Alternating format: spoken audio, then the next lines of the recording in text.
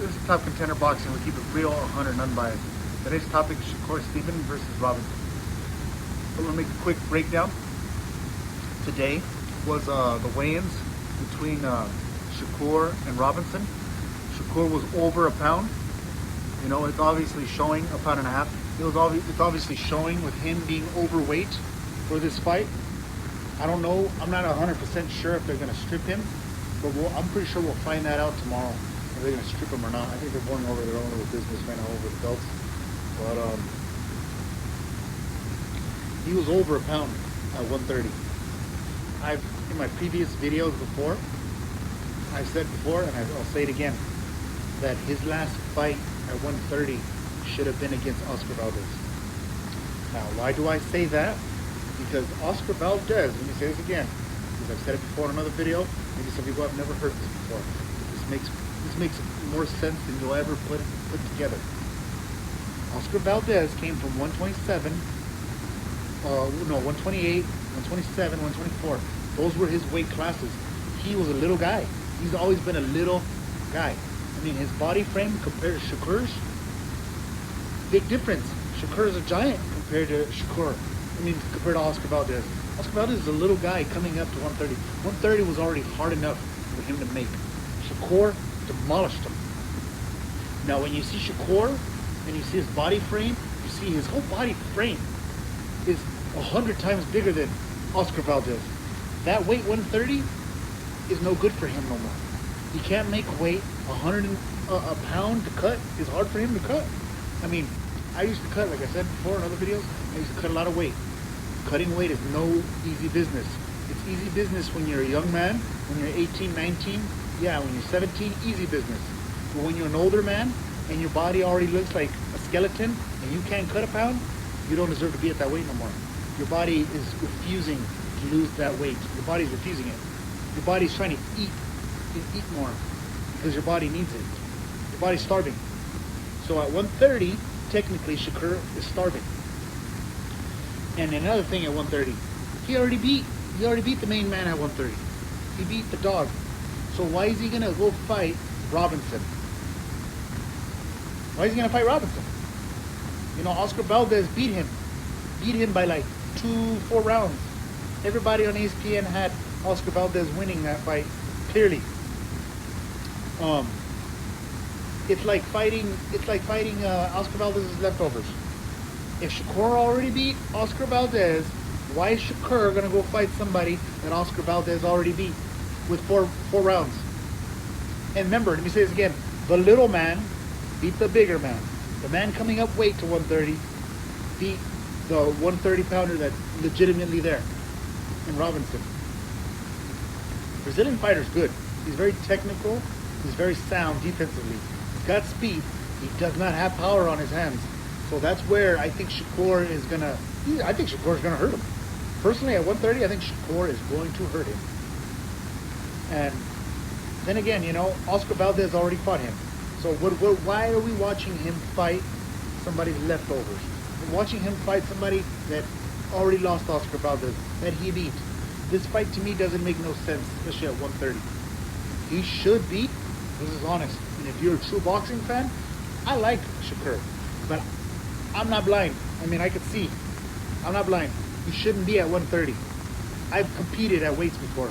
He shouldn't be at a weight where his body's starving and his body's refusing to cut weight. Because that's what happened today.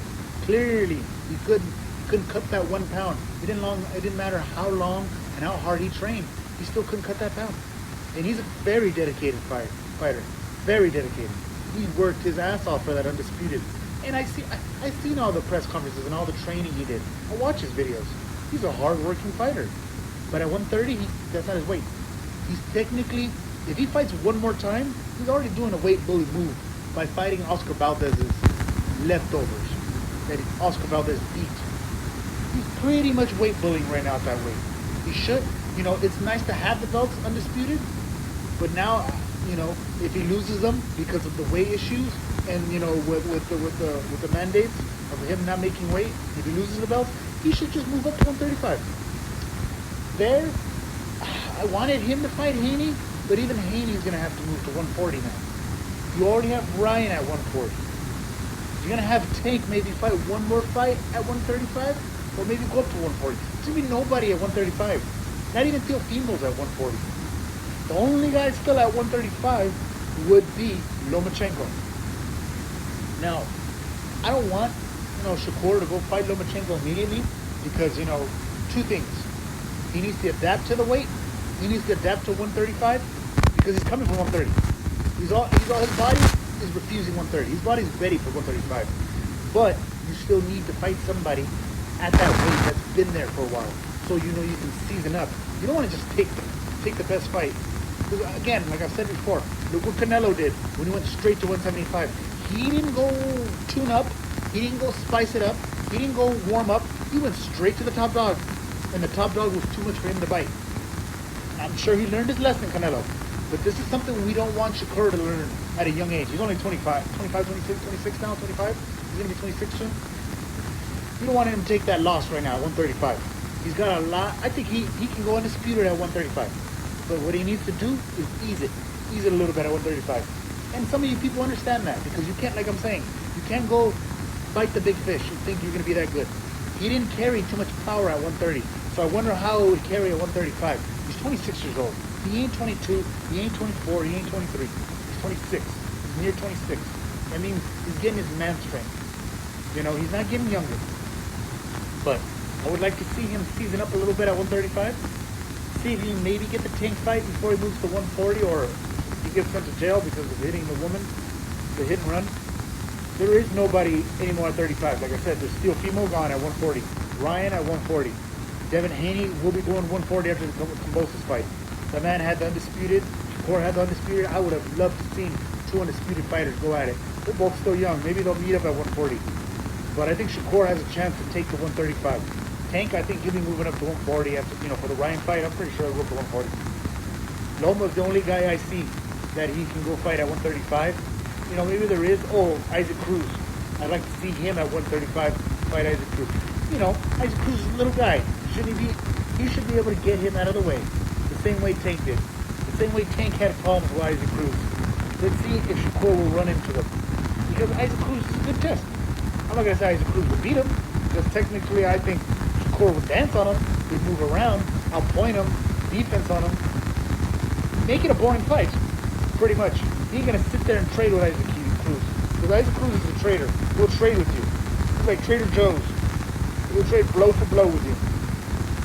But I think Shakur should, after this fight with the Robson, he shouldn't even be there no more. He shouldn't even fuck this guy.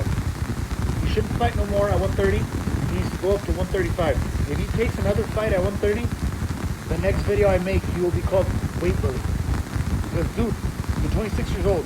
You're 26 years old. Your body's refusing that 1 pound. But some people think, oh, it's just 1 pound. No, it's not. When you're a professional and you're cutting weight and your body's refusing to cut weight, remember that. Your body's refusing. It looks like a skeleton at the weights, at the weigh-ins.